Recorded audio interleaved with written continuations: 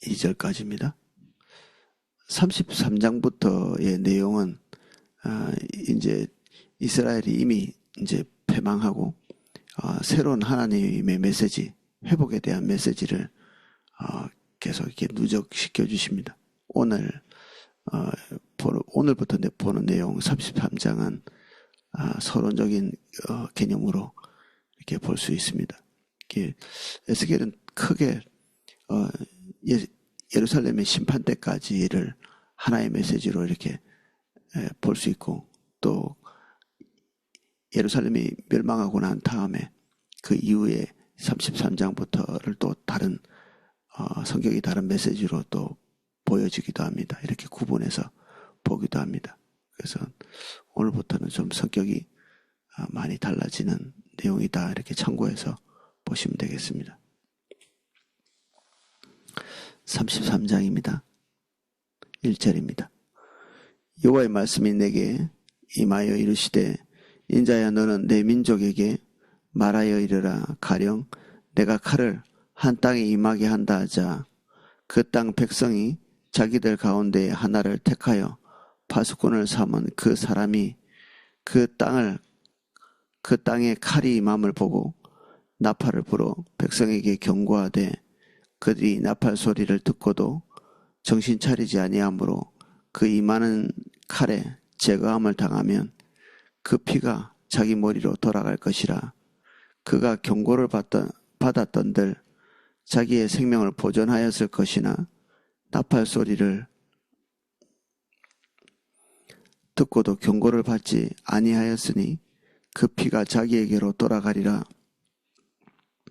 그러나 칼이 임함을 파수꾼이 보고도 나팔을 불지 아니하여 백성에게 경고하지 아니하므로 그 중에 한 사람이 그 임하는 칼에 제거를 당하면 그는 자기 죄악으로 말미암아 제거되려니와 그 죄는 내가 파수꾼의 손에서 찾으리라.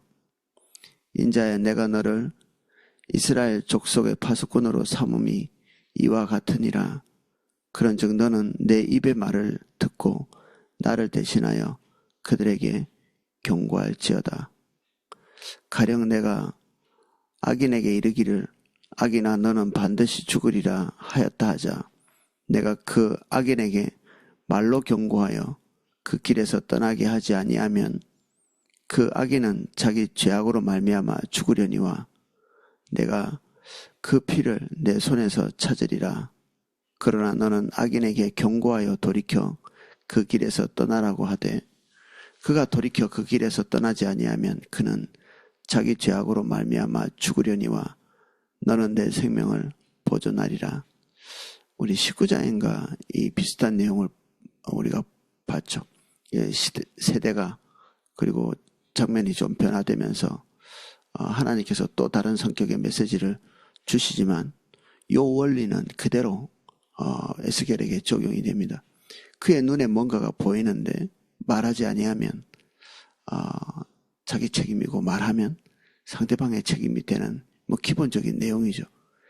하나님께서 자기 책임에 대한 무거운 책임을 각자에게 이게 보여주십니다. 자기 책임에 대한. 그래서 누구를 탓할 수 없을 만큼 에스겔이 선지자로서 하나님의 부름을 받았으면 자기의 부르심에 따라서 거기에 충실해야 되죠. 내용은 그 결과는 본인 것이 아닙니다. 우리가 어떤 한 사람의 삶이 눈에 보일 때가 있습니다.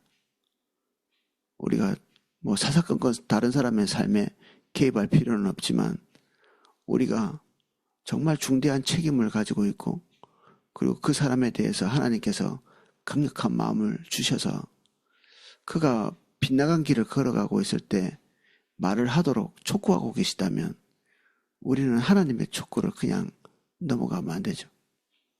헨리 블랙카미 목사님 책에 보면 어떤 한 사람이 영혼에 대한 갈증이 있고 그리고 인생에 대한 허무함이 있고 보통 육신적인 인간이 잘 느끼지 않는 그런 종류의 고민과 그리고 고뇌 이런 것들을 하고 있는 사람이 눈에 보인다면 그냥 넘어가지 말라고 하잖아요.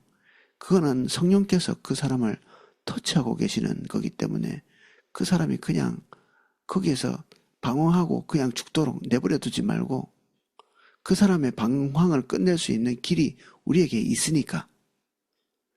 소위 말하는 그 사람들은 구도자라고 하잖아요. 도가 없기 때문에.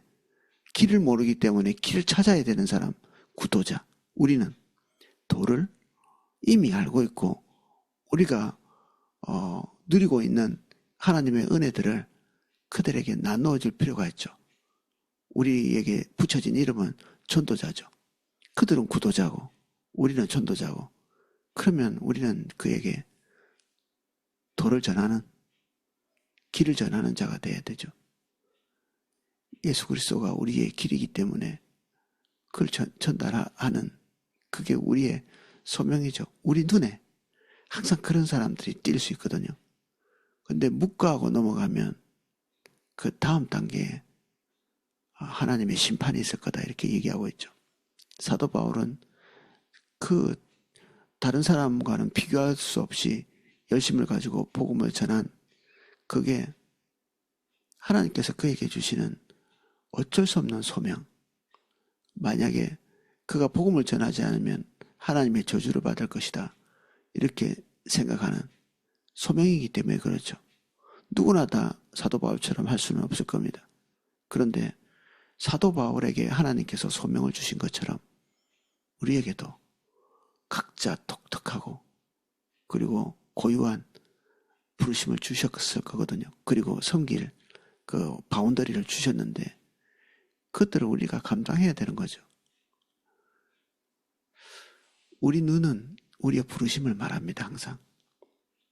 그래서 우리 눈은 어떤 빈틈을 보게 되어 있습니다. 그 빈틈을 하나님께서 우리를 통해서 막기 위해서 우리의 눈을 열어서 그 빈 곳을 보게 하시는 거죠. 거기에 진짜 소금처럼 빛과 같이, 그리고 겸손함으로 하나님이 우리에게 주신 그 놀라운 은혜를 따라 거기에 들어가서 그 빈자리를 메워야 되는 거죠. 성과는, 그건 중요한 일은 아닌 것 같습니다. 하나님께서 하나님의 영역에서 하실 일이고, 이게 분리가 잘 안 되면 우리는 씨를 뿌리다 낙심하게 되거든요.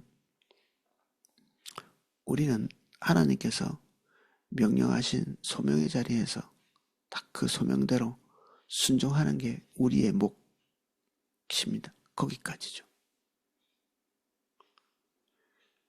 그래서 우리 주변에는 항상 우리를 부르는 곳이 있습니다. 우리에게 녹화하는 곳이 있고, 때로는 우리는 그 소명을 버리면서도 심각성을 잘 알지 못할 수 있습니다. 나중에 다른 곳에서 2배, 3배, 10배로 노력한다 한들 사실은 그것은 하나님의 부르심은 아니기 때문에 불순종입니다. 이상하게도 그 주님과 친밀함을 잃은 사람들은 그 종교적으로 무한한 그 양쪽으로 볼 때 전혀 이렇게 열심히 줄어들지는 않거든요. 단지 그 열심이 엉뚱한 곳으로 향하는 것입니다. 사람을 돌봐야 되는데 다른 것을 돌본다. 자기 취미생활에 에너지를 쏟는다. 또는 A를 섬겨야 되는데 B를 섬기고 있고, 그렇게 하는 이유가 있죠. 자기 성품적인 부분에 다뤄지지 못하는 것 때문에 쉬운 대로 가는 거죠. 하나님은 우리에게 우리의 성품적인 것이 다루어지면서 동시에 부르심에 임하도록 계속 우리를 빚고 깎으시거든요. 빚고 깎을 때 그것에 저항하는 마음들이 우리에게 생길 수 있습니다. 저항하면 소명도 감당하지 못하고, 그리고 자기가 하는 열심에 대한 보상도 없게 됩니다.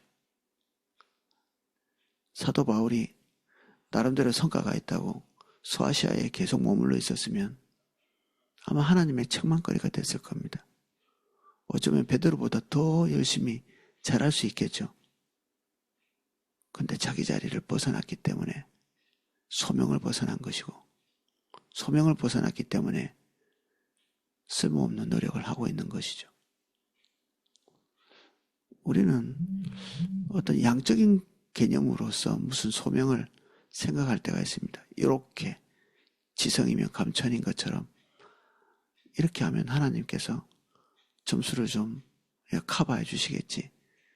아니, 그런 것이 아닙니다. 지금 우리는 뭔가 이게 덕을 쌓는다든지 아니면 공로를 이렇게 쌓는다든지 하고 있는 게 아니고 하나님과 동행을 하고 있는 거잖아요. 인격체와 지금 뭔가 소통을 하고 관계를 맺고 이렇게 하고 있는 사람은 지금 일을 하는 게 아니고 그 상대방의 마음에 공감해서 동력하고 있던 거거든요. 상대방에게. 그 일이 무엇인가는 별로 사실은 중요하지 않다고 할 수 있습니다. 중요한 거는 상대방의 뜻이 중요하죠.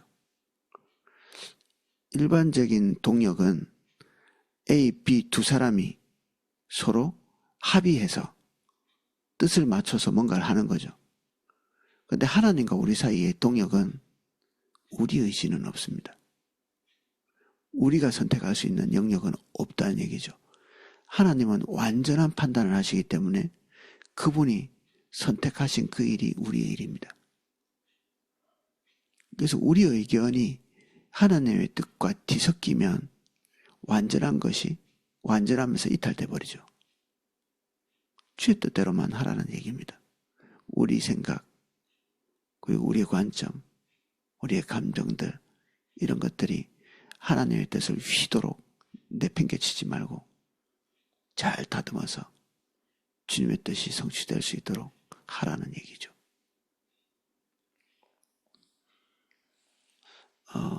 우리는 주의 일 빼놓고는 다 열심히 할 때가 있습니다. 하나님께서 딱 우리에게 명하신 딱 그 일, 가장 소중하다고 우리 눈에 보여주신 딱 그 일 외에는 우리의 양심의 가책이 좀 생기거든요. 사실은 하나님께서 우리에게 말씀하신 것이 부담이 되는 사람, 그런 사람은 다른 데로 길을 돌리죠. 빚을 갚으라고 말씀하셨으면 빚은 갚지 않고 교회 청소를 열심히 한다든지, A를 섬기라고 했는데 A를 섬기기 싫으니까 다른 B, C를 2배, 3배 더 섬긴다든지, 이거는 인격체를 무시하는 거죠. 내가 이 정도 하고 있으니까 인격체 대신은 당신이 뜻을 좀 바꿔주십시오라는 뜻이죠. 이게 안 통하죠. 누가 더 옳은데? 하나님과 나 사이에 누가 더 옳은 자입니까? 하나님이 당연히 옳으신 자이죠. 그러면 하나님께서 오늘 빚을 갚으라. 그러면 다른 데 에너지를 쓰는 게 아니라 그 빚을 갚는 것입니다. 주님이 딱 원하시고 기대하시는 딱 그걸 하는 거죠. 하나님을 기쁘시게 할 수 있는 방법은 그것뿐입니다. 에스겔이 내가 전해봤자 이스라엘 백성들은 다 망했잖아요. 실제로 그랬잖아요. 그렇게 해서 그 다음 단계 자기 사역에 대해서 뒤로 후퇴하고 물러나고 진짜 쓸모있다고 여겨지는 그런 일만 하려고 에너지를 투자하고 있다면 에스겔은 하나님의 심판을 받겠죠. 자기 일이 아니기 때문에 그렇습니다. 세상에는 좋은 일이 너무 많고 교회는 선한 일이 너무 많습니다. 그런데 우리는 선한 일을 하자고 모인 것이 아니라 하나님의 일을 하려고 모인 거거든요. 선하고 착하고 좋은 대의 명분이 우리를 주님에게서 떠나게 만듭니다. 치명적인 일이죠.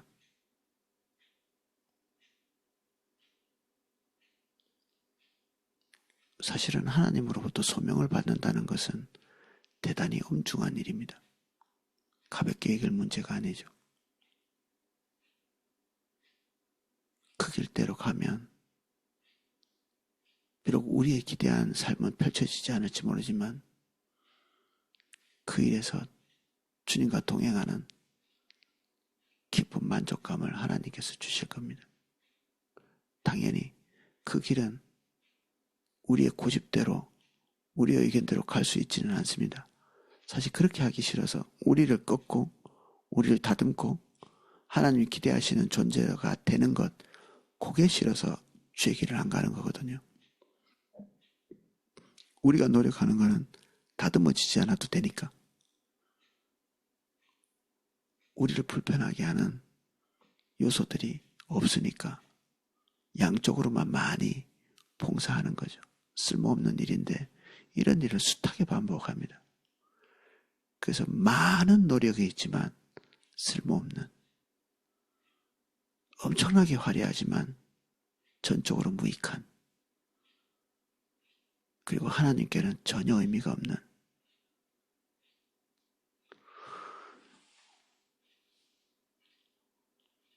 오늘은 이 파수꾼 내 소명에 대해서 지금 두 번째 보는 거거든요. 이게 반복해서 보는 건데, 이게 에스겔이 그만큼 이탈하기 쉬운 사역 가운데 있는 거죠. 그동안 쭉 그가 기대했던 결과가 나오지 않았던 에스겔이 그냥 이 나팔 불기를 중단할 수 있죠. 우리가 전도해야 될 사람이 우리의 복음 전함을 듣고 돌이키지 않을 때 우린 쉬 그만둘 수도 있거든요. 내가 하나님의 뜻을 행하느라고 많은 고통과 그리고 희생을 감수했는데도 딱히 좋은 결과가 눈에 보이지 않는다. 그래서 그 길 가는 것을 중단할 수도 있습니다. 그러면 사실은 하나님과의 긴밀한 동행이 끝나는 거죠. 거기서 끝나는 것입니다. 적은 문제가 아니죠. 그래서 동역자의 삶, 이게 이제 우리 포도나무 교회에서 말하고 있는 하나님과의 관계의 중요한 핵심적인 부분인데, 아무것도 하지 않으면 주님을 모르게 돼 있습니다. 아무것도 하지 않으면 주님의 인도를 따라서 가면서 주님이 어떤 분이신지, 어떻게 일하시는지, 내게 무엇을 기대하시는지를 알게 되거든요. 우리를 비추시는 것과 소명은 밀접한 관련이 있고, 하나님의 완전함을 배울 수 있는 서로의 기회가 되는 것이 소명의 길을 가는 것입니다. 제가 목사가 되지 않았으면 절대로 오늘같이 빚어지지는 않았을 것이고, 오늘 같은 주님과의 어떤 만족감 있는 기쁨, 이런 것들 누리지 못했을 것이고, 소명대로 가지 않았으면 내 삶에 경험하게 됐던 이런 하나님과의 좋은 추억들은 거의 하나도 경험하지 못했을 것입니다.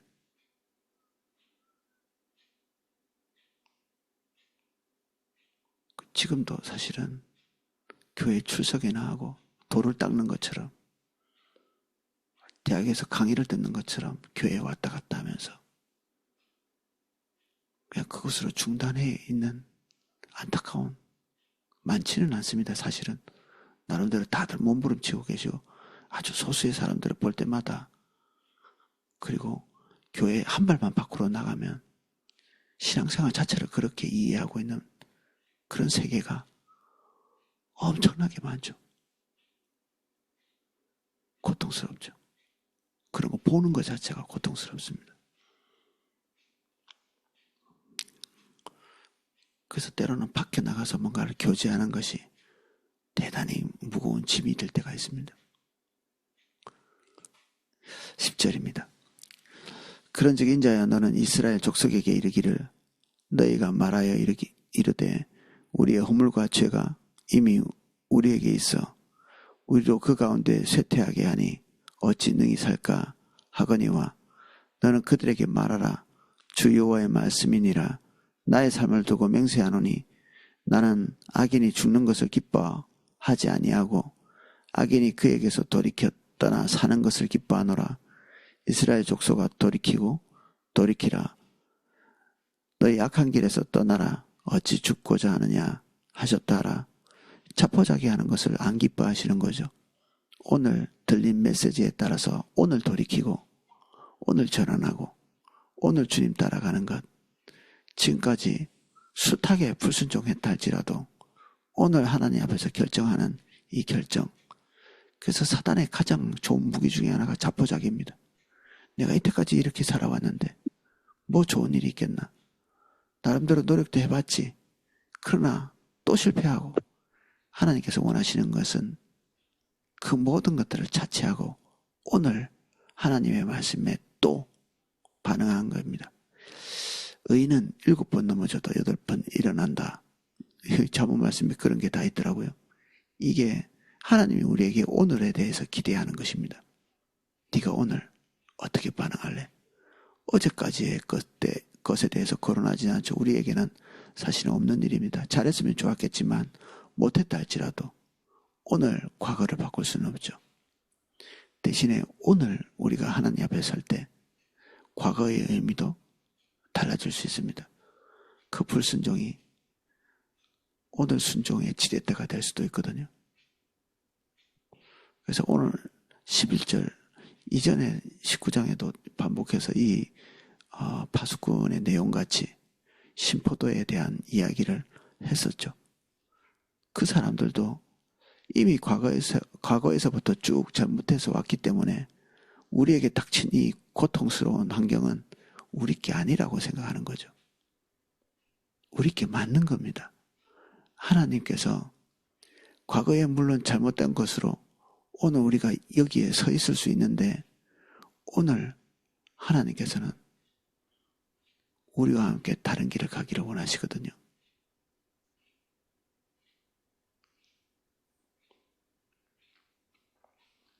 어쩌면 요셉은 형들을 나중에 자기 행한 대로 보복하고 괴롭히고 때로는 죽일 수도 있고 그런 입장이었죠. 이것은 야곱이 잘못한 일일 수 있습니다. 그리고 그 큰아버지였던 에서가 잘못한 일이었을 수 있고 그의 어머니들의 잘못일 수도 있습니다. 그리고 그에게 해서는 안 될 일을 했던 형들의 잘못일 수 있죠.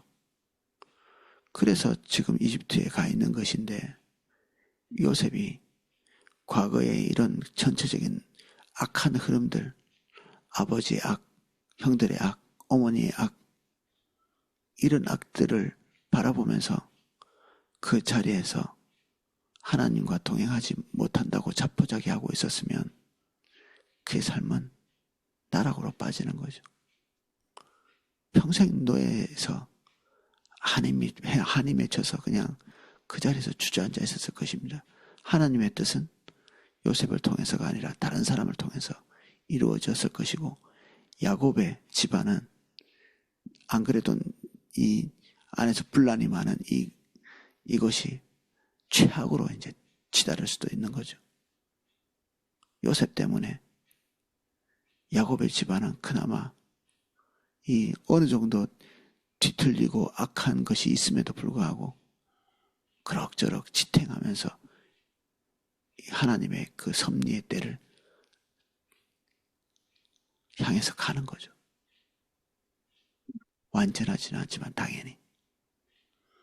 그래서 오늘 우리가 하나님과 지탱해서 하나님과 함께 그 말씀에 기대어서 순종해서 사는 것이 지금까지 아버지, 어머니 또는 형제, 자매 이런 나를 존재하게 만들었던 사람들의 켜켜이 쌓여있는 모든 잘못들을 막아내고 더 이상 그것이 대물림되지 아니하고 그나마 완전하지는 않을 수 있지만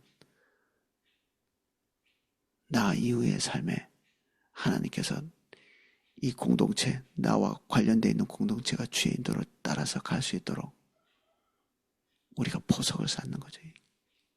디딤돌을 놓는 것입니다.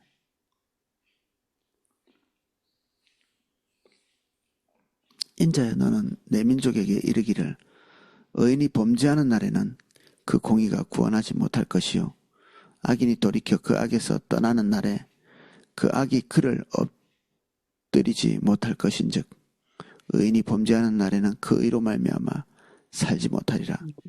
이스라엘 민족들은 아브라함이 선택된 자이고 자기들도 선택된 자이고 이런 것에 기대어서 어떻게 이방 민족보다는 완전히 다른 대접을 받지 않을까 그런 기대를 하고 있었던 것 같습니다. 하나님께서는 거기에 경종을 울리시죠. 과거에 너희 조상이 잘했던 것 너에게는 아무 상관도 없는 것이 될 수도 있다. 오늘 조상이 잘못한 것을 오늘 끊고 새롭게 출발할 수 있는 계기가 될 수도 있지만 조상 때부터 하나님과 신실한 관계를 맺어왔던 것들이 오늘 나로 인해서 끝이 날 수도 있죠. 가령 내가 의인에게 말하기를 너는 살리라 하였다 하자 그가 그 공의를 스스로 믿고 죄악을 행하면 그 모든 의로운 행위가 하나도 기억되지 아니하리니 그가 지은 죄악으로 말미암아 곧 그 안에서 죽으리라. 가령 내가 악인에게 말하기를 너는 죽으리라 하였다 하자 그가 돌이켜 자기 죄에서 떠나서 정의와 공의를 행하며 저당물을 돌려주며 강탈한 물건을 돌려보내고 생명의 율례를 지켜 죄악을 범하지 아니하면 그가 반드시 살고 죽지 아니할 것이라. 그가 본래 범한 모든 죄가 기억되지 아니하리니 그가 반드시 살리라. 이는 정의와 공의를 행하였음이라 하라. 그래도 내 민족은 말하기를 주의 길이 바르지 아니하다 하는도다. 그러나 실상은 그들의 길이 바르지 아니하니라. 이스라엘 백성들은 자기들보다 더 악한 존재들에 의해서 심판받았다고도 볼 수 있거든요. 바벨론이나 아시리아가 그들보다 더 공의롭다 이렇게 판단할 수는 없죠. 저도 개인적으로는 사실 그런 것들 경험할 때가 있습니다. 믿지 않는 사람들과의 관계에서 불이익을 당한다든지 또는 시시비비에서 이렇게 손해를 본다든지 그럴 때는 경종을 울리죠. 이게 혹시 나에게 중대한 문제가 있어서 그런가? 아니라면 다행입니다. 그냥 탁 털어버리고 나올 수 있습니다.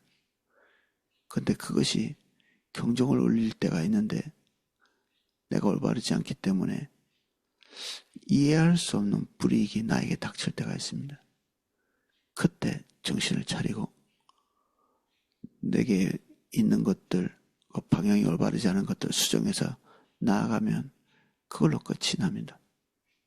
근데 거기서 그걸 바로잡겠다고 시시비비를 계속하고 있으면 계속 늪으로 빠지는 거죠. 하나님께서 이 바벨론이라고 하는 그들보다 덜 의로운 자들에 의해서 멸망당했을 때 이런 대답을 할 수 있거든요. 하나님이 마치 공의롭지 아니하는 것처럼 하나님이 선하시지 않은 것처럼 하나님이 살아계시다면 어떻게 이럴 수 있는가 뭐 이런 얘기들. 근데 하나님은 여전히 우리를 향해서 선하시다. 의심하고 있는 우리의 의심은 다 안목의 부족에서 오는 것이다.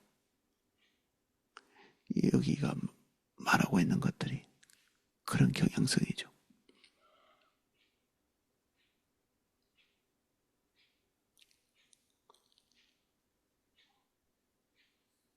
21절입니다.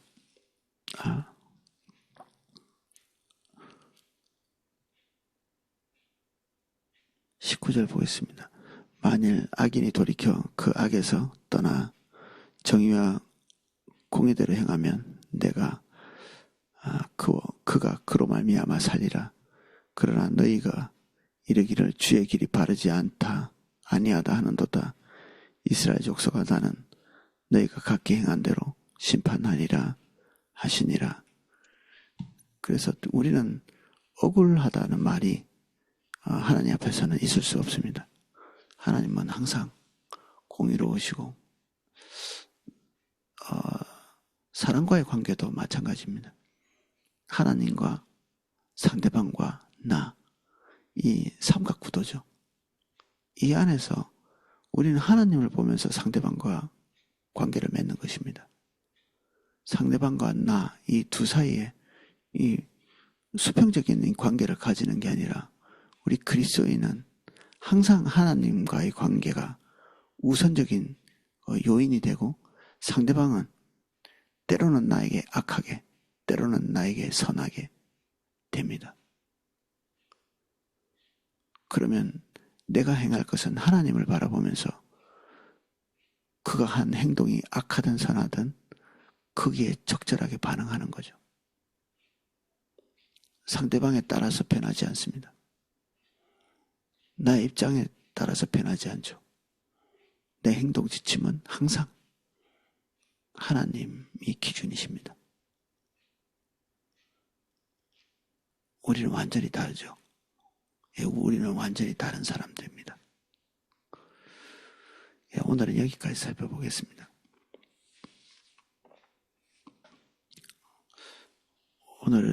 오늘도 세종시초소와 인천초소 위에서 기도하고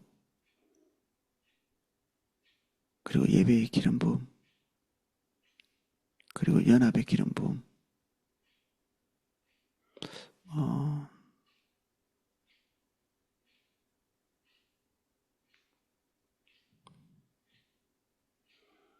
그리고 지금 펜타코스에 참여하는 분들 믿음이 한 중간쯤 있는 분들이 있습니다. 확신이 없고 하나님의 인도를 따라서 가는 것에 대한 의문을 제기하는 분들이 좀 있는데 펜타코스가 끝까지 성령 안에서 진행될 수 있도록 기도 부탁드립니다. 그리고 새벽기도 자체를 위해서 좀 기도해 주시면 감사하겠습니다. 새벽기도회 자체가 더 은혜가 부어지고 또 이 시간에 기도할 수 있는 마음도 주시고 그리고 사실은 더 많은 사람들이 새벽기도에 이렇게 참여해야 될 것 같거든요.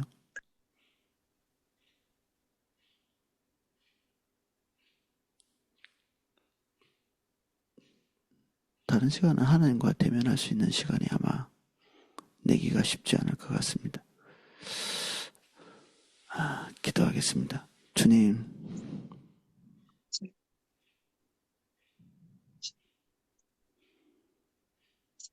우리 눈에 뭔가가 보이고 있고 공동체의 결함이 보이고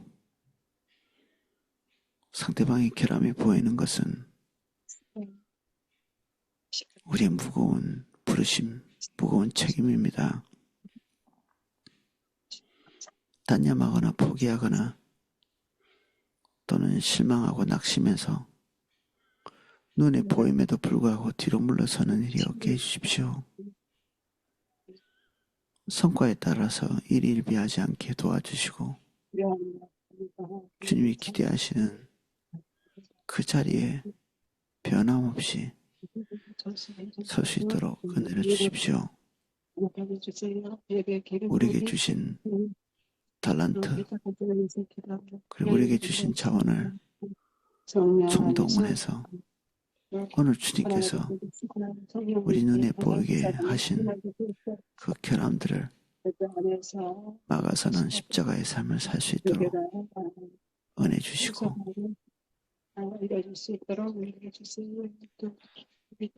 주님 오늘도 하나님 안에서 관계를 맺어갈 수 있도록 나와 대면하는 자가 누구이든지 내게 어떤 반응을 하든지 간에 오늘 우리는 하나님을 기쁘시게 하고 나를 기쁘게 하지 않는 삶을 선택할 수 있게 은혜 주십시오. 새벽기도의 은혜를 더 부어주십시오. 이 시간을 선택하게 하시고 붙들게 하시고 이 아침을 깨울 수 있게 해주십시오. 늦게 자지 않게 해주십시오. 일찍 잘 수 있는 힘 주십시오. 저녁을 관리해낼 수 있게 해주십시오. 우리의 삶이 잘 정돈되게 해주세요. 펜테코스를 예수님 이름 축복합니다. 나누어진 마음들은 나누어지지 않게 하시고 주를 떠난 마음은 다시 주님께로 돌아오게 하시고 이곳에서 많이 번민하고 선택하지 못하는 자들 아직도 있습니다. 번민을 끝내고 하나님을 선택할 수 있도록 은혜를 주십시오. 펜테코스를 섬기는 모든 일꾼들을 예수님 이름 축복합니다. 듣든지 아니 듣든지 우리에게 맡기신 것을 신실하게 짊어질 수 있도록 은혜를 부어주십시오. 우리가 할 수 있는 모든 것들을 다 할 수 있게 세종시 처소를 축복합니다. 인천 처소를 축복합니다. 주님 우리의 길을 가게 해주십시오. 세종시 처소를 향한 인천 처소를 향한 하나님의 소명을 받들게 해주십시오.